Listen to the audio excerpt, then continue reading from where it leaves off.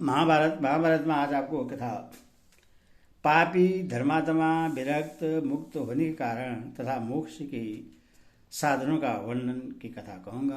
आप इसको ध्यानपूर्वक सुने और इस चैनल को लाइक एंड सब्सक्राइब जरूर करें। कृष्ण भगवान आपका कल्याण करेंगे। कथा सुनिए। राजा युधिष्ठिर ने पूछा, पितामह, मनुष्य पापी किस प्रकार हो जाता है? धर्म में किस प्रकार प्रवृत्त होता है?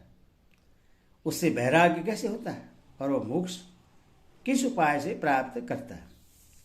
भीष्म जी बोले, राजन, तुम्हें सब धर्मों का पता है, तो भी धर्म मर्यादा की स्थिति के लिए मुझसे प्रश्न कर रहे हो।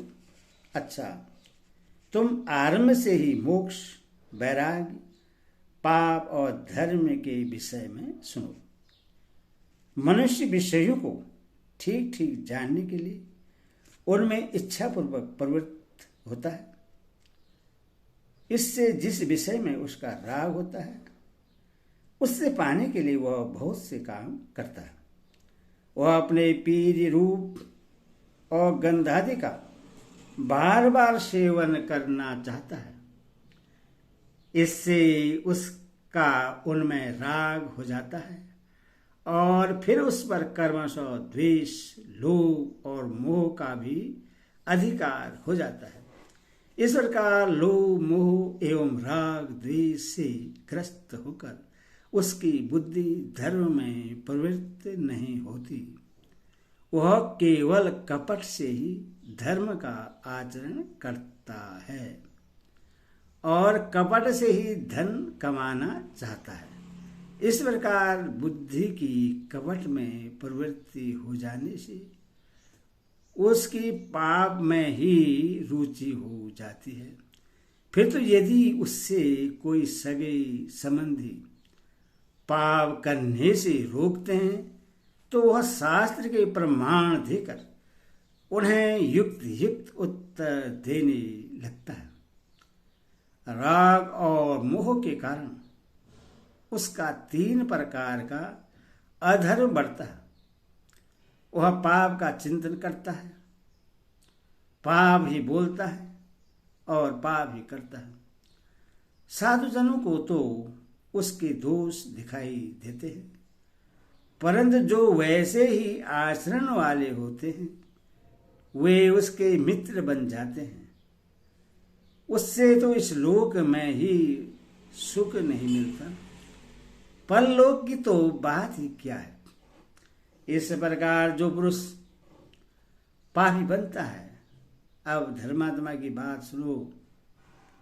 धर्मात्मा पुरुष सर्वदा कल्याणकारी धर्मों का आचरण करता है, इसलिए उसका कल्याण ही होता है। वह कल्याणप्रद धर्म के द्वारा उत्तम गति प्राप्त करता है। जो पुरुष सुख दुख की पहचान में कुशल है, अपनी बुद्धि से पहले ही इन राग, द्वेष आदि दोषों को देख लेता है तथा सत्पुरुषों की सेवा करता है, उसकी बुद्धि का साधुओं की सेवा और सद्कर्मों के अभ्यास से विकास होता है तथा उससे धर्म ही आनंद आता है और धर्म ही उसके जीवन का आधार बन जाता है। उसका मन केवल धर्म से प्राप्त हुए धन में ही जाता है। वह जहाँ गुण देखता है उसी के मूल को सींचता है। इस प्रकार के आचरण से मनुष्य धर्मात्मा बनता है और उससे धर्मनिष्ठ सुहृदय प्राप्त होते हैं। ऐसे सच्चे मित्र और पवित्र धन पाकर वह इस लोक में सुखी रहता है और परलोक में ही सुख पाता है। ऐसा पुरुष शब्दादि 5 विषयों पर बर्ह तत्व प्राप्त कर लेता है, किंतु वह धर्म का ऐसा फल पाकर भी हर्ष से फूल नहीं जाता। वह ऐसे त्रिवृत्त न होने के कारण विवेक दृष्टि से वैराग्य को ही बढ़ाता है। ज्ञान नेत्र खुल जाने के कारण जब उससे काम, रस और गंध में सुख नहीं जान पड़ता तथा उसका मन शब्द, स्पर्श और रूप में भी नहीं फंसता, तो वह सब कामनाओं से मुक्त हो जाता है और धर्म को नहीं छोड़ता। संपूर्ण लोगों को नाशवान समझकर वह धर्म की फलभूत स्वर्गादि इच्छा को भी त्याग देने का प्रयत्न करता है। तदंतर उपाय पूर्वक मोक्ष के लिए यत्नशील हो जाता है। इस प्रकार धीरे धीरे मनुष्य में वैराग्य की प्रवृत्ति होती है। इससे वह पाप करना छोड़कर धर्मात्मा बन जाता है और फिर मोक्ष भी प्राप्त कर लेता है। भरतश्रेष्ठ, तुमने मुझसे पाप, धर्म, वैराग्य और मोक्ष के विषय में प्रश्न किया था, सो मैंने तुम्हें उनका स्वरूप समझा दिया। अतः तुम सब प्रकार की परिस्थितियों में धर्म का ही आचरण करना, क्योंकि जो लोग धर्म में डटे रहते हैं उन्हें सदा रहने वाली परम सिद्धि प्राप्त होती है। राजा युधिष्ठिर ने पूछा, पितामह, आपने उपाय से मोक्ष की प्राप्ति बतलाई, बिना उपाय के नहीं, सो अब मैं आपसे विधिवत उसका उपाय ही सुनना चाहता हूं। भीष्म जी बोले, महाप्राग, तुम तरह तरह के उपायों से सर्वदा सब प्रकार के हितकर साधनों की खोज किया करते हो, इसीलिए तुम में यह सूक्ष्म वस्तुओं की परीक्षा करने का गुण होना उचित ही है। देखो, जो मार्ग पूर्व समुद्र की ओर जाता है वह पश्चिम की ओर नहीं जा सकता। इसी प्रकार मोक्ष का भी एक ही मार्ग है। सुनो, मैं उसका विस्तार से वर्णन करता हूं। मोक्ष पुरुषों को चाहिए कि समा से क्रोध का, संकल्प त्याग से कामनाओं का, भगवत ध्यानादि सात्विक गुणों के सेवन से निद्रा का, अप्रमाद से भय का, आत्मा के चिंतन से श्वास प्रश्वास का, तथा धैर्य से इच्छा, द्वेष और काम का नाश करें।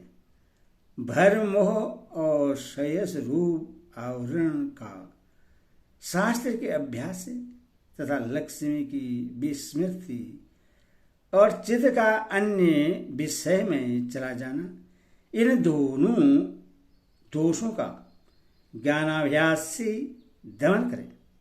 वाद पित्तादि जनित उपद्रव और रोगों का हितकारी सुपाच्य और परिमित आहार से, लोभ और मोह का संतोष से तथा विषयों का तत्व दृष्टि से निराकरण करें।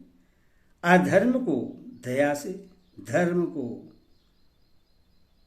पालन करके, आशा को भविष्य चिंतन का त्याग करके और अर्थ को आसक्ति का त्याग से जीतें।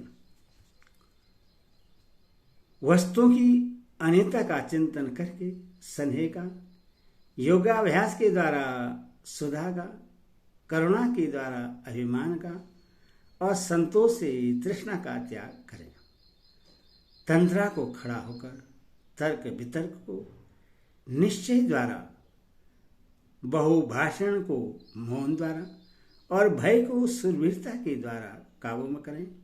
वाणी आदि ब्रह्म इंद्रियों का मन में, मन का बुद्धि में, बुद्धि का आत्मा में, उसका शुद्ध चेतन परमात्मा में निरोध करें।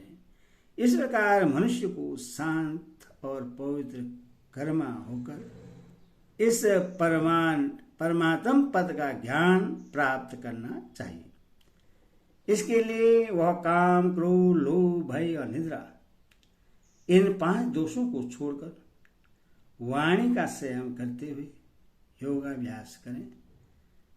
ध्यान, अध्ययन, दान, सत्य, लज्जा, नर्मता, क्षमा, शौच, आहार शुद्धि और इंद्रिय संयम, इन सबके द्वारा मनुष्य का तेज बढ़ता है और उसका पाप नष्ट हो जाता है। उसके संकल्प सिद्धि होने लगते हैं और हृदय में विज्ञान का आविर्भाव हो जाता है। इस प्रकार जब वह निष्पाप और तेजस्वी हो जाए तो मिताहार करते हुए इंद्रिय को जीत कर तथा काम क्रोध को काबू में रखकर अपने शुद्ध स्वरूप पर ब्रह्मा पद में स्थित करने का संकल्प करें। अमूढ़ता, अनासक्ति, काम क्रोध की त्यागना, दीनता, गर्व और उद्वेग से दूर रहना तथा निष्काम भाव से मन, वाणी और शरीर का संयम करना, यही मोक्ष का शुद्ध एवं निर्मल मार्ग है। हरि ओम तत्सत। हरि ओम।